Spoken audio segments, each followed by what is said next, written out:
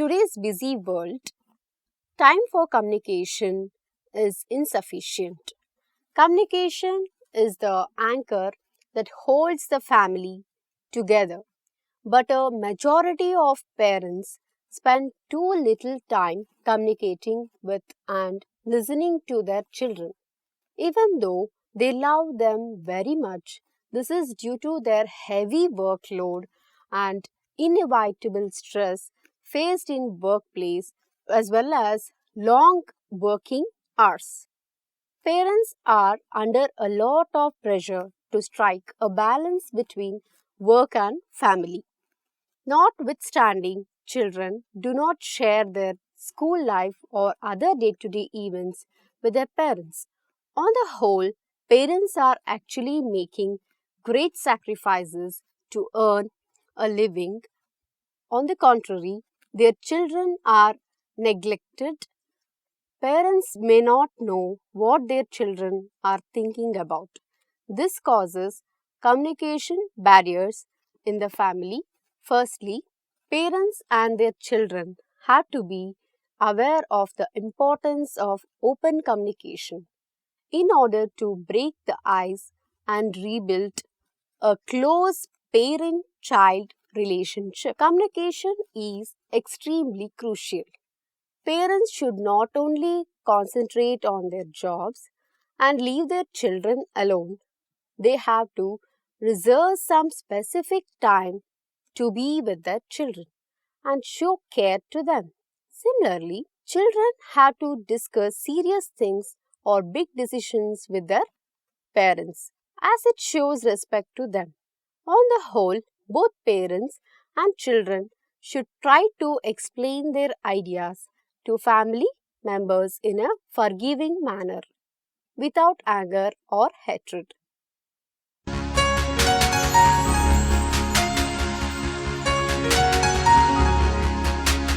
Parent-child communication is at the heart of teaching future adults effective ways to communicate with others. Children learn attitudes, values, and behaviors as well as gain knowledge through communicating with others. The most important of whom are their parents. Communicating between parents and child begins the day the child is born or earlier and continues as the child grows, matures, and changes.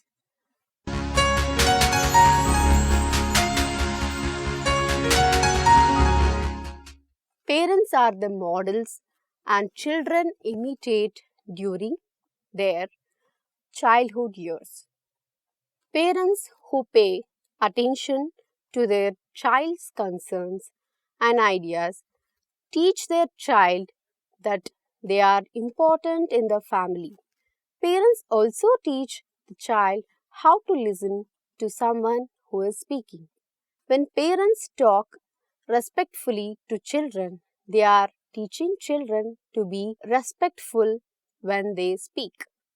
Shouting teaches children to shout, just as the words we use teach children that it is all right to use the words and language spoken in the home with others.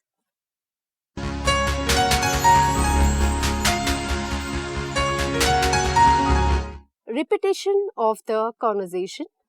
During the child developmental years, child's curiosity is at peak so often. Parents need to repeat same conversation over again. The child is not doing it deliberately or with the intention to irritate their parents. It's just that parents are the first resource of knowledge, so they seek parents' judgment to understand the world. When the parents come annoyed and yell at their children, often this leads to child distancing themselves and start to hide information. Interrupting conversations, interrupting or correcting a child's communication is a crucial job that has to be done. But it doesn't usually have to be done right as a child is expressing a feeling, even a negative feeling about something. Why ing? A conversation to death. Why don't you want to eat fast? Why aren't you studying? Nothing shuts down a conversation with a child faster than asking a question that draws out an I don't know response. Asking a child why is a not so subtle way of telling him that they just haven't realized that he is wrong. Maybe the child is wrong, but trying to knock down each statement a child makes by asking why is the wrong approach. And further, children are great imitators and will usually start to ask you why as well when you try to say no to that extra scoop of ice cream, signaling the child that you are getting frustrated with the tone of your voice. I already told you why we can't eat ice cream today. Of course, children get frustrated. We feel the frustration. We often give it back to them. Then they pass it back to us. This type of communication, ping pong, actually serves to escalate negative emotion rather than diffusing them. Technology gap. Many kids are more technology savvy than their parents, who often can't or don't want to keep pace with the ever evolving digital world. This skill gap makes them view the internet in different ways, leading to many misunderstandings. Poor time management. Parents and kids rarely have time to truly communicate. Poor time management comes with a deteriorated selection process, and parents sometimes don't say what they should. Fleeting expressions such as affection or love may come across as a plain and redundant.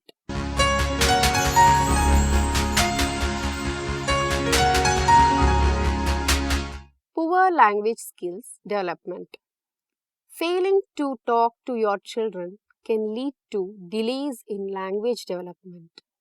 Your little one needs someone to help her convert saying dues to saying juice and learn how to use words in the right context skills she'll acquire through communication with you.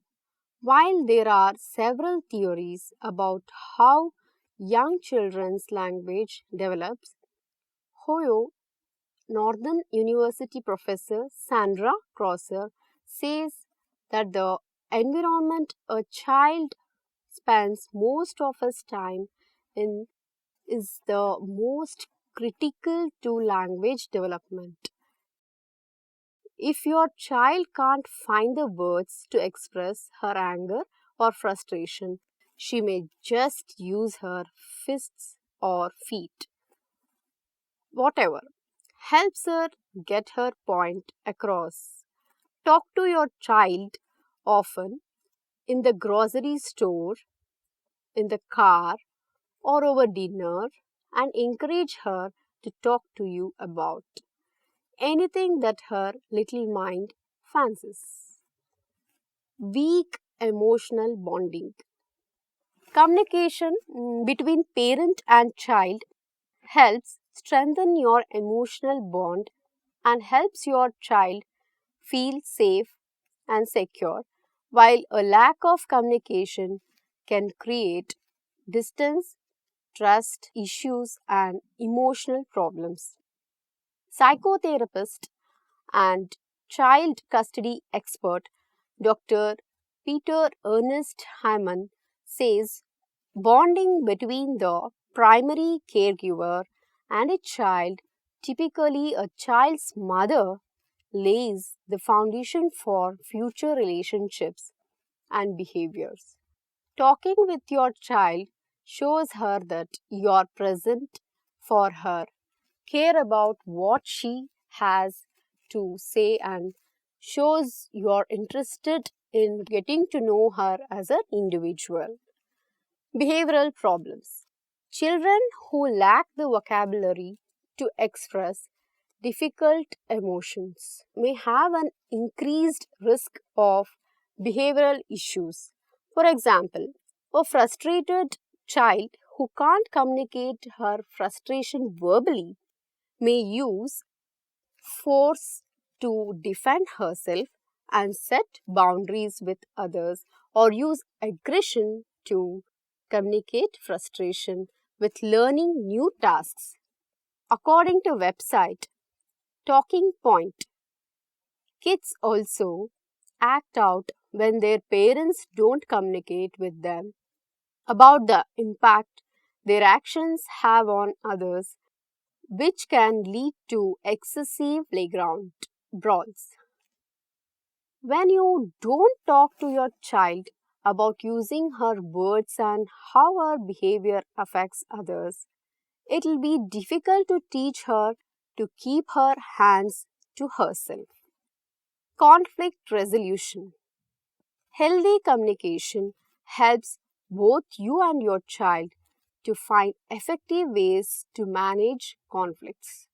Even the small ones you'll inevitably encounter with a toddler, such as saying no to eating her vegetables or barking at the idea of leaving home for daycare or school.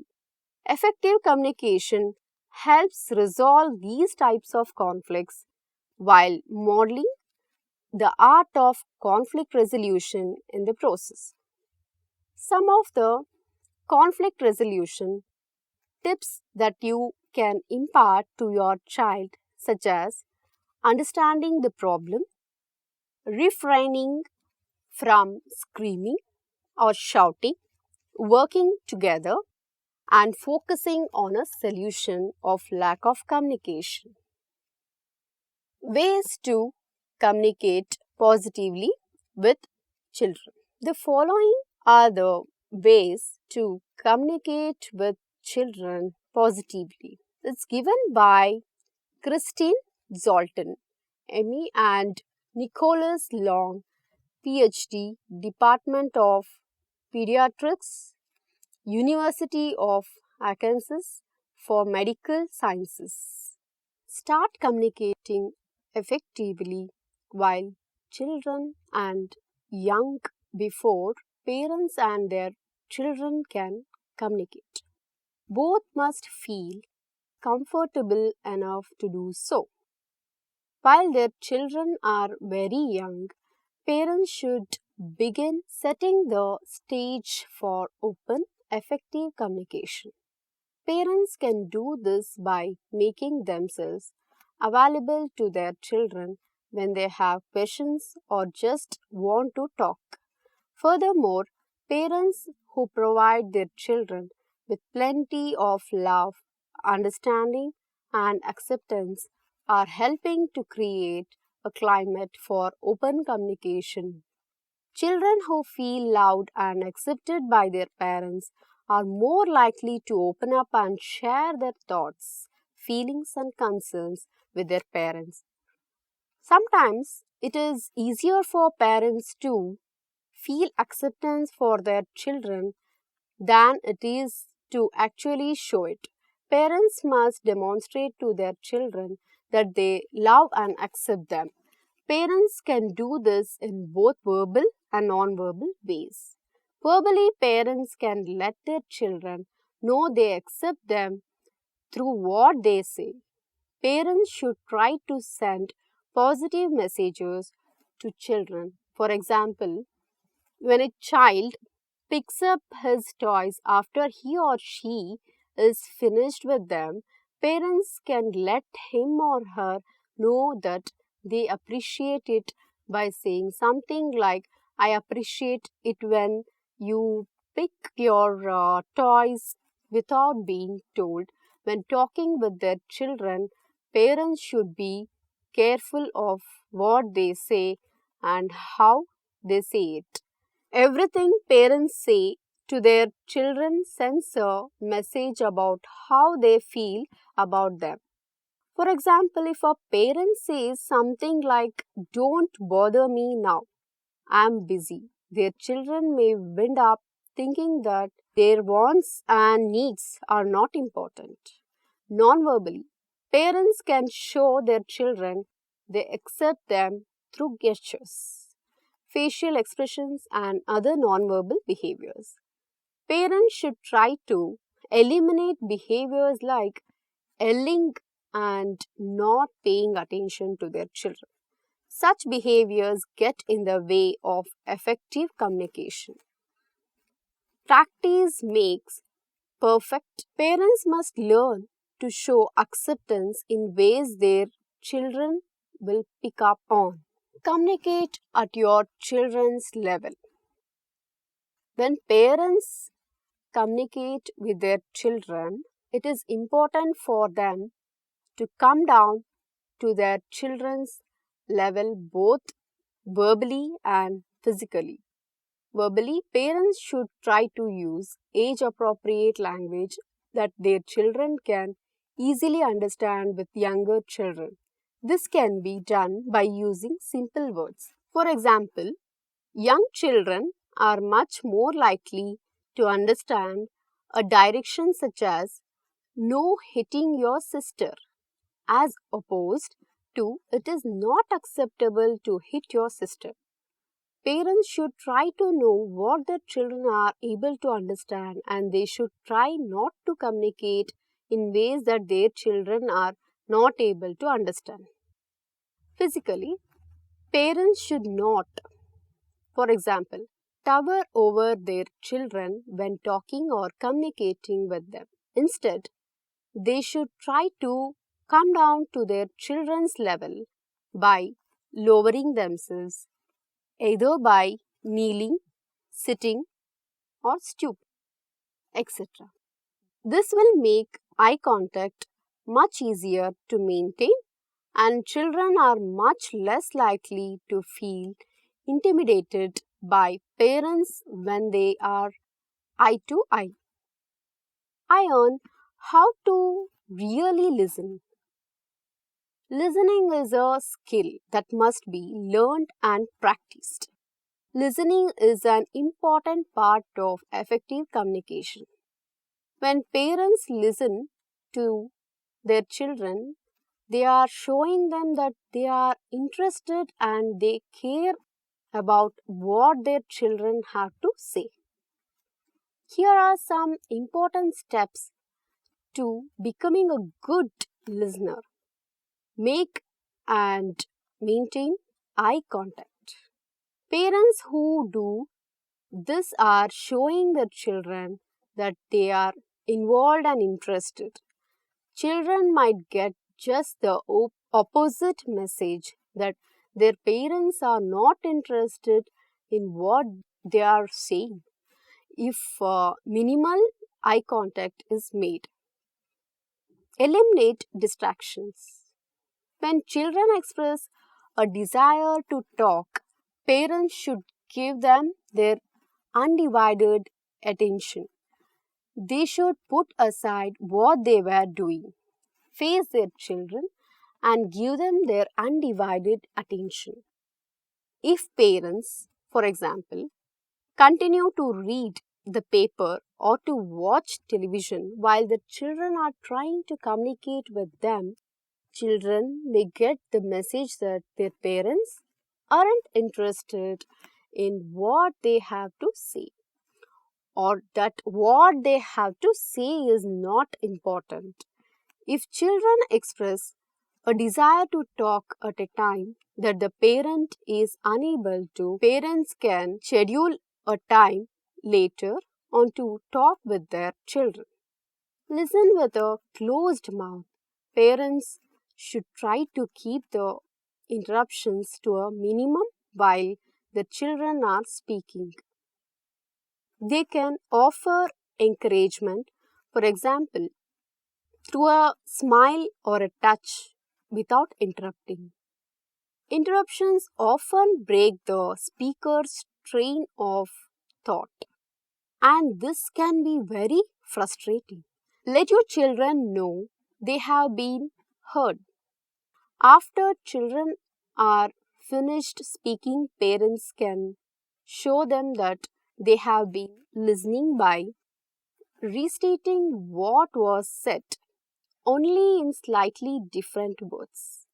For example, boy, sounds like you really had a good day in preschool. Not only will this let children know that their parents have been listening, this will also offer an opportunity for clarification if the parents are misinterpreting the message their children are trying to get across. Keep conversations brief. The younger children are, the more difficult it is for them to sit through long speeches. One good rule for parents is to speak to children for no longer than 30 seconds, then ask them to comment on what was said. The goal is for parents to pass on information a little at a time while checking that their children are paying attention to and understanding what is being said at regular intervals. Parents should let their children decide when enough is enough. Parents can look for clues that their children have had enough. Some clues include fidgeting, like lack of eye contact, distractibility, etc. Parents need to know when to communicate with their children, but they also need to know when to back off to. Ask the right questions. Some questions help conversations along while some can stop conversations dead in their tracks. Parents should try to ask open-ended questions in their conversations with their children. Questions often require an in-depth response and will keep a conversation going. Open-ended questions and begin with the words what, where, whom, or how are often very useful in getting children to open up. Parents should try to avoid asking questions that require only a yes or no answer. While asking the right questions can help a conversation along, parents need to be careful not to ask too many questions while conversing with their children. When this happens, conversations can quickly turn into interrogations, and children will be much less likely to open up. Express your own feelings and ideas when communicating with children. For communication to be effective, it must be two-way street. Not only must parents be available to and listen to their children for effective communication to take place, they must also be willing to share their own thoughts and feelings with their children. Parents can teach their children many things. For example, morals and values. By expressing their thoughts and feelings, when expressing their ideas and feelings, however, parents must be careful to do so in a non-judgmental way. It seems logical that the more parents open up to their children, the more that their children will open up to them. Regularly, schedule family meetings or times to talk. One very useful communication tool for families with older children is the regularly scheduled time to talk. This can be done in a number of ways. First of all, there is family meetings can be scheduled, for example, once a week or whenever there is something that the family needs to discuss. Families can use family meeting time to iron out the details of daily living. For example, chores, curfews, and bedtimes. Family meeting time can also be used air grievances and to talk about problems. These times can also be used to talk about positive things that have occurred during the last week. What's important is that each family member be given time to talk to and be heard by other family members. Regularly, scheduled times to talk and communicate don't have to be as formal as the family meeting.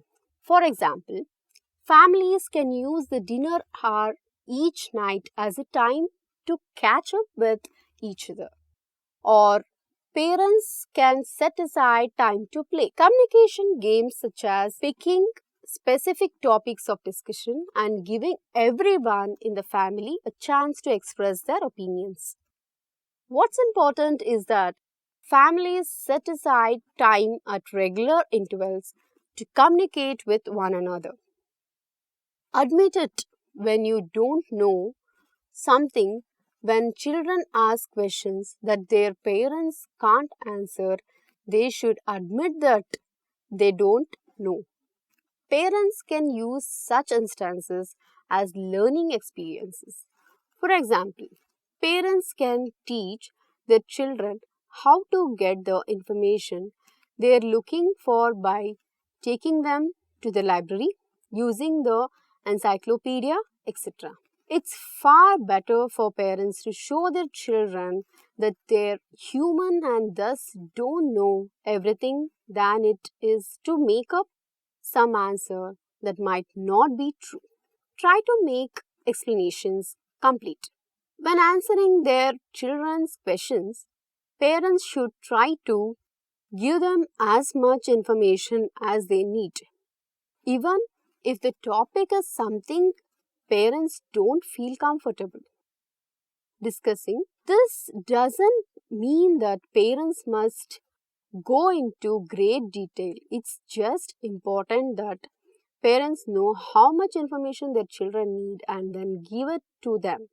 Parents should make sure that the information they give their children is age appropriate.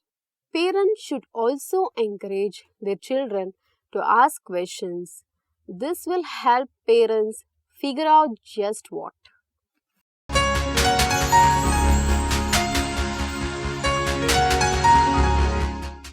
As mentioned above, in today's world, everyone is busy. Our over dependency on technology is affecting our family bonding time. In formative years during childhood, it's essential that our children spend quality time with their parents, as it enhances their trust, helps in language development, and overall creates a positive and healthy human being. We often blame children for being too attached with mobiles and laptops, but we need ask a honest question: how they learn. The answer is obvious. Children observe and learn from us. When we are so engrossed with our phones and have no time for people, how can we expect from our children to do the same? Research has shown poor interaction with parents leads to serious behavioral issues in the adulthood. Thus, parents need to make an effort to make changes in their lifestyle. As the saying goes, precautions is better than cure.